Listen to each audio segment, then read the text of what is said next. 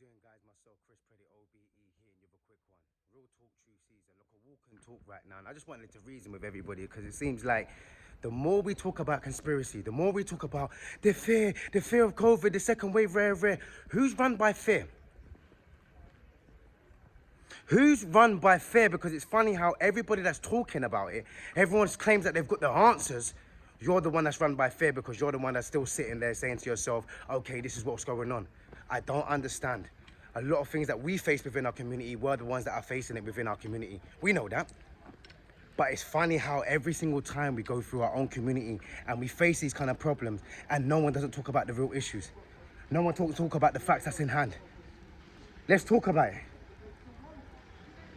What COVID is happening right now. Yeah, COVID is happening and so people are dying and people out on the streets and everything else. But there's another, probably a young boy that's just been murdered on our streets right now. Roads are closed off. Do you understand? This is reality. So when you're telling me about COVID, when you're telling me about, oh, knife crime, we'll talk about this like this then. Because this is what's happening in our community every day, day in, day out. I'm sick and I'm tired.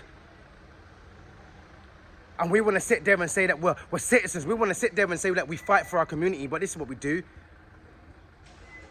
We don't stand up and march for the things that are meant to be marching for. That's the reason why I do our unapologetic conversations. That's the reason why I'm out in the streets. But we sit there and waiting for some superhero. We're sitting there waiting for someone to come and save us. Who? Who's coming to save your kid? Someone's mother's crying tonight. Facts. Someone's mum's crying tonight. Facts. What are you doing tonight? Having dinner. Getting on with your life. We all sit here and all watch. It's all a watch and stare. But who's really in the community? Who's making sure that we are protecting each other?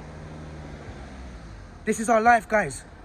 Every single day, day in, day out, day in, day out. And we talk about pandemics. And we talk about stress. And we talk about so many things that affect us within our own community. This is what we talk about. But we don't talk about knife crime. Like it's a pandemic. We don't talk about these kind of things when we are losing our children. Oh yeah, don't worry, Chris. It's calm. It's nothing. It's minor. It hurts, guys, man.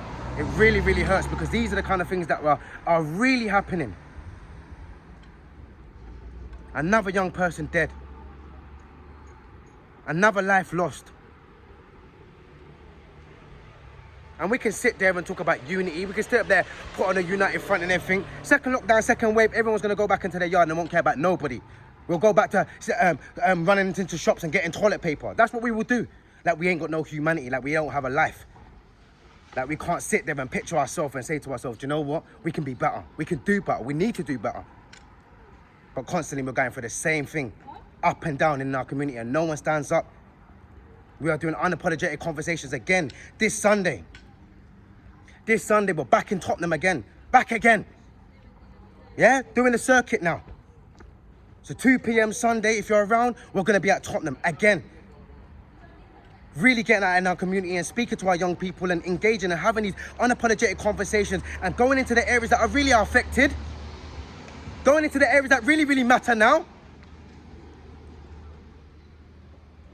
So many lives lost. I'm talking about 12-year-olds, 13-year-olds. That's not pandemics to you. That's not lifestyle to you. But we talk about COVID like to say that everyone's been licked down. Now, I know there's this whole panic of loved ones that have passed away due to illnesses, due to other things that maybe COVID had caused. And condolences goes to any family that's lost a loved one during this time, even if they feel like it's for COVID. But a lot of people that I know that hasn't died from nothing. No COVID, no nothing, no one ain't died, nothing ain't happened. But let's talk about the vaccine now, straight in there, vaccine. I'm going to show you a video of this guy. Take a look at this video first. 2020, 2021, 2025, 2030, the world officially goes psycho. They want you to be alone.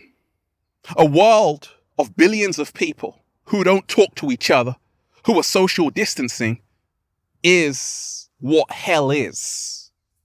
And that's what they want for you. That's why they created social distancing, which is an oxymoron, because how can you be social and distant at the same time? They're confusing you. Everything is in reverse. Listen.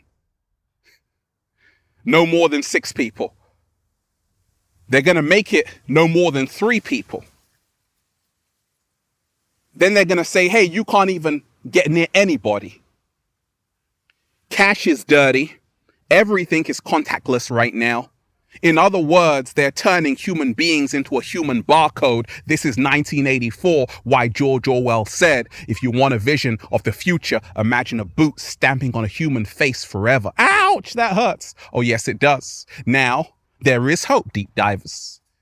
I told you, it's not about living in fear. It's about being aware, letting love guide you, reminding yourself you can't act like you don't know what's going on the planet.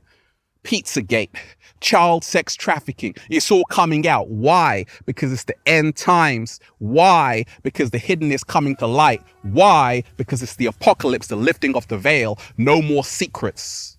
Everything is out in the open. You can run, you can't hide. Listen. And the way he breaks it down, in the sense of, this is what's going on, guys. The world is cleansing itself. We're trying to go on like we don't know about these pedo rings. We're trying to go on like we don't know child exploitation, drugs. We're trying to go on like we don't know. I get upset about knife and gun crime, like to say it's going to change, but it won't change. Why is it going to change? There's money within the crime. There's money within the system. There's money within our kids killing each other. There's money in that. Some judges got to get paid. Some lawyers got to get paid. But some mothers got to go home and cry. Some mothers got to go down to a gravesite. Some mothers got to sit there and have that pain for the rest of her life. But someone just cashed in on a big boy check, you know? Another kid is in prison. Another person just cashed in on a big boy check. We need to understand, guys. We need to fix up and start doing for us. We keep moaning and moaning about things that are not happening, things that are not going right within for us or within our system. We are the system. We are the ones that are going to change it. We can't keep sitting like Oliver Twist and begging, please, sir, can I have some more? Because they're going to give you more. More disappointment. More people living in broken homes and broken systems. But we talk about we want to change it. If they really wanted to change the deprived areas, they would be changing these deprived areas, but they don't. All you news reporters and people and affluencers and everyone sits there and says, oh yeah, opportunities that these kids need, but no one's giving them opportunities.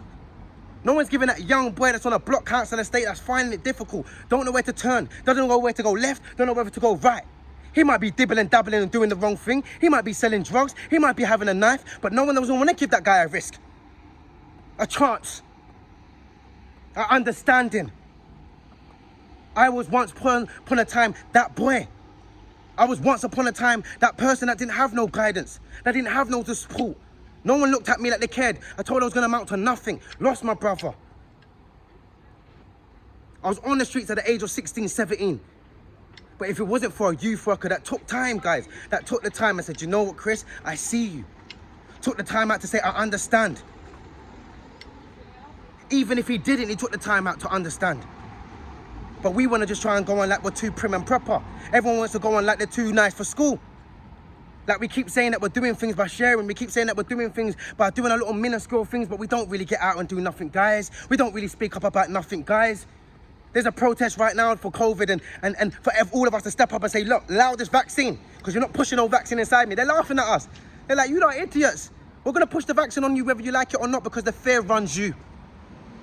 Fear runs you. Fear runs you not having a job. Fear runs you not your kids not being able to go to school. Fear runs you for not getting your free NHS. Fear runs you for not getting your benefits. Fear runs you in not getting your social media, your TV, whatever. Fear runs you.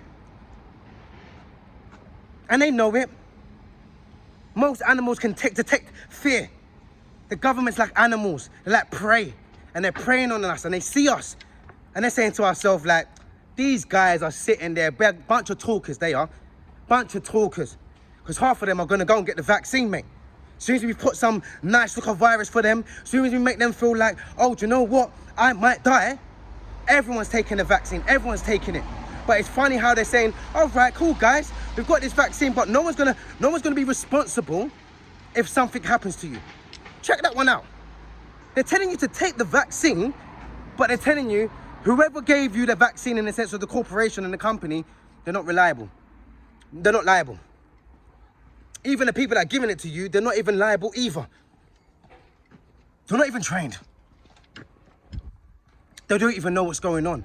I remember one time when my daughter was growing up and I was trying to give her the early injections. You know, when they give all their injections when they're young and everything, you know, 6 months, years injections and everything. And I remember saying to them, my daughter's not having an injection. And the woman was pushing onto me, oh, you must give it to her. You must give it to her. You must give it to her. And I said to her, have you got kids? And she said, oh, that's irrelevant. You're asking me personal questions. I said to her, I'm asking you a simple question. Do you have kids? She said, no. I said, my second question, would you give this to your child? Oh, Mr. Preddie, well, we're not talking about that right now. We're talking about right now what your daughter needs. And no, I'm asking you a question. Half of these times, these doctors and analysts and all these kind of people that are trying to push things up inside you, they wouldn't even do it themselves. They don't even vouch for it themselves. I asked the woman what's inside it. She couldn't even tell me. But you're trying to push it in my child and telling me my child needs it. We've got to think about it, guys. We just take things at face value because we feel like they're doctors and we feel like they're right. They're still human beings. They still get things wrong. It's a joke. Another child has lost their life and we're screaming about, oh, only 6 in a group. What about this child now that's dead? What about that funeral? What about the family grieving? How are they going to grieve now? No 6 in a group. You're going to find them. You're going to find them sitting down and trying to grieve. You're going to find them for them trying to understand what actually went wrong. Or you're going to actually do your job, police, and actually go and find the person that did it. You probably won't. But it's down to community because we don't step up and say anything either. So we're damned if you do, you're damned if you don't. I don't understand it, guys. I don't understand how we can be a bunch of people that sit there and say that we fight for rights. And we'll fight for it for 5 minutes. And everyone go back home. It's a joke. It's absolutely a joke.